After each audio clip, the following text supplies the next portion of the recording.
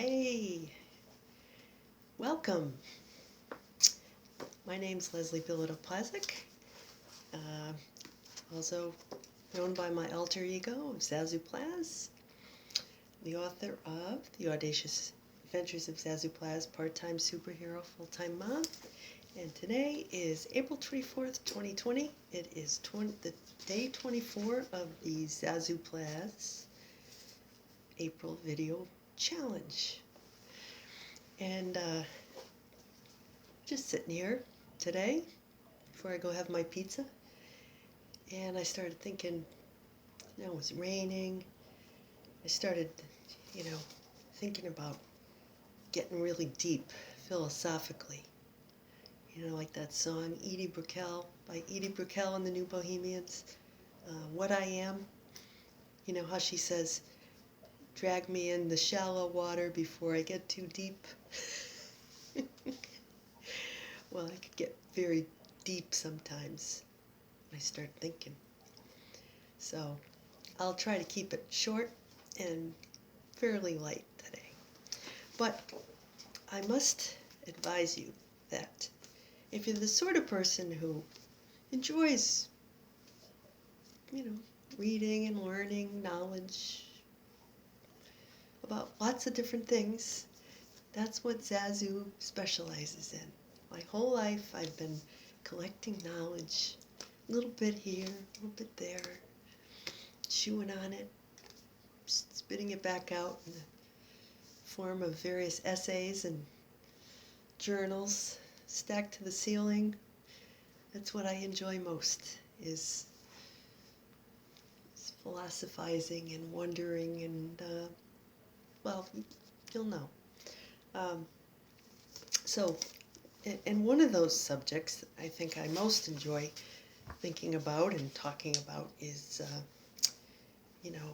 religion, life, death, the hereafter, supernatural themes. I was born on November 2nd, which is known as Dia de los Muertos well, certainly in Mexico, but it's basically the Day of the Dead. In some cultures, it's a day to honor your ancestors. And so there's a whole chapter in my book that takes into account my thoughts about the afterlife, starting with Halloween, going through Day of All Saints and November 2nd, Day of All Souls in the Catholic tradition. It's called Next Life Savings and Loan. That's the chapter I'm going to be reading from today. Now I know this is already a pretty deep time we're going through, but it does present an opportunity to kind of clean out the closet, if you get what I'm saying. So I want to note that I've been seeing online on the news people waiting in line to get into stores. Trader Joe's, Walmart, people bundled up with their masks and their hoods and gloves and things like that. And, it reminded me of something that was in the Zazoo book. It occurred to me that we're in a sort of unique situation, at least in America, of risking our lives in order to live. If you think about going out and doing grocery shopping, people working in grocery stores, and then needing food to live. So therefore, there's a weighing, right? You try to cover yourself up as much as possible, go get what you need, and come back with it, right? In the financial markets, I've got a degree in finance, and I remember learning about the concept of risk versus reward. Your return on investment is what you get as a percentage of what you've given, right? Your higher your return on investment, the better you've done, right? The better. So traditionally we think, what have you got to lose is the question that seems to be going around lately. And if you think about it in the spiritual world, sometimes we get called by the Holy Spirit, by the divine. And sometimes we dismiss these calls, these nudges, because we say, you know what, I don't have time, I don't have resources, it's a little much risk for me, I've got to extend myself, I don't have the money, I don't have the this. We're already, we're projecting that it's just not worth my while to do this. We can't see what we're going to get from it. In other words, it's too much. But if we do take a leap of faith, we do take a risk in matters of the divine. When you're called to do something, miraculously, most of the time, those things just get taken care of.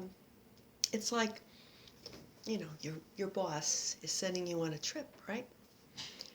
Only, and you said you'd go. Okay, I'm going. You don't know where you're going. You don't know when. You don't know for what purpose, or how you're going to get there. But you've said you're going to go. And you've promised. So therefore you will go.